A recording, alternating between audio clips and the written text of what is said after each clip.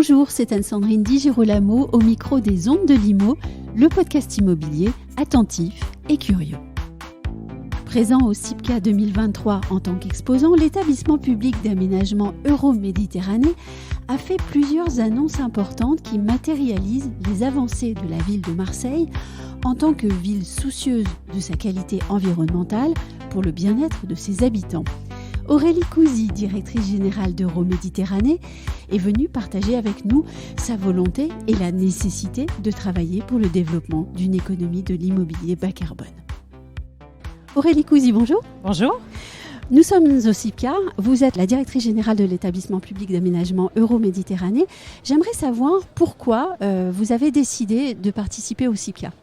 Déjà, je trouve ça très bien qu'il y ait un salon qui soit monté sur la question de l'immobilier bas carbone. C'est vraiment des enjeux quand on est établissement public d'aménagement de l'État sous tutelle du ministère de la Transition écologique qui nous impactent au quotidien. Oui, avec des obligations extrêmement fortes. Avec des objectifs, en tout cas, qu'on essaie de se donner, de pousser les questions de qualité environnementale, de responsabilité environnementale. Et on ne le fera pas tout seul. Donc, il faut évidemment que les professionnels de l'immobilier s'emparent de ces questions, nous aident à monter les filières, à démontrer qu'on sait faire avec des coûts qui soit raisonnable, parce que le but n'est pas que, in fine, les logements qu'on pourrait produire soient trop chers pour les habitants. Donc on a vraiment des enjeux collectifs à ce qu'il y ait une économie de marché qui se fasse sur ces questions de bas carbone et qu'on réponde à la fois aux enjeux écologiques, sociaux et économiques. Vous avez parlé des coûts. Le coût, c'est un véritable problème en fait aussi. Tout à fait. Aujourd'hui, on est quand même dans une période de crise du bâtiment. Il y a eu la crise sur les matériaux depuis la guerre en Ukraine. Il y a évidemment les questions des taux qui ont augmenté, qui font que les habitants ont de plus en plus de mal à accéder au logement. Donc nos enjeux, ils sont évidemment qu'il n'y ait pas d'éviction quand on fait de l'écologie, de la question sociale. Et la question du coût, elle est évidemment très importante pour qu'on arrive à produire ces logements de qualité. Est-ce que je me trompe si je dis qu'en fait l'écologie, c'est une question extrêmement vaste en fait.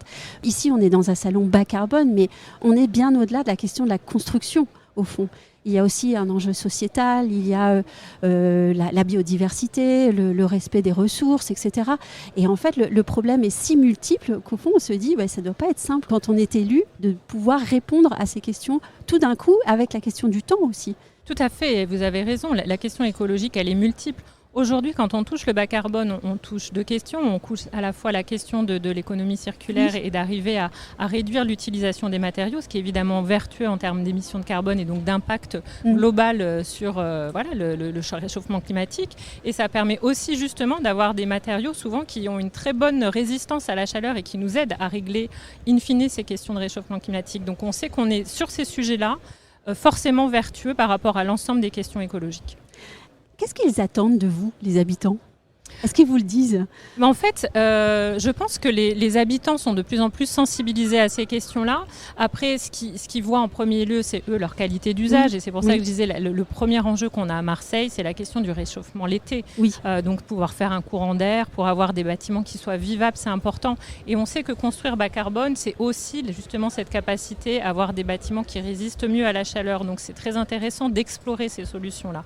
Mais ils sont peut-être moins au fait du fait qu'il y a tout un côté beaucoup plus systémique de l'acte de construire, qui est que quand on construit bas carbone et qu'on arrive à monter des filières locales, c'est aussi justement beaucoup d'émissions de gaz à effet de serre qui sont évitées et qu'in fine, évidemment, ça jouera sur notre capacité à habiter ce monde dans de bonnes conditions à l'avenir. Et vous venez aussi d'évoquer les filières locales. Il est vrai que désormais, on redonne la place au territoire, puisque l'important aussi, c'est que chaque territoire ait la bonne réponse à une question qui est pourtant globale. Tout à fait. Avec ces questions de construire autrement, on repose la question de réapprendre des savoir-faire locaux. Et je pense que c'est très intéressant parce que tout l'acte de l'architecture et de l'urbanisme, c'est toujours d'avoir quelque chose qui soit situé et qui réponde à un contexte climatique, social, géographique, humain. Et donc, en se reposant ces questions-là, on retrouve de l'intelligence dans le projet. Une dernière question, vous êtes exposant ici au CIPCA.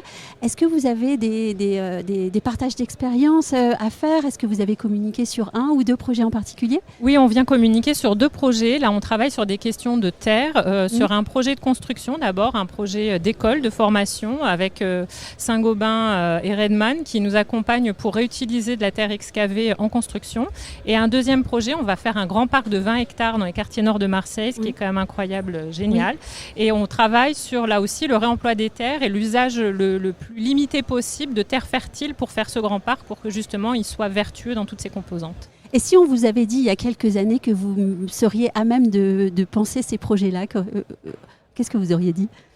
Je trouve qu'on avance très très vite sur ces questions-là. Effectivement, la possibilité de construire en terre ou en bois, il y a quelques années, ça paraissait presque hors d'atteinte et les filières se montent très très vite. Donc je trouve que c'est très encourageant de pouvoir parler de ces sujets-là aujourd'hui. Un grand merci. De rien.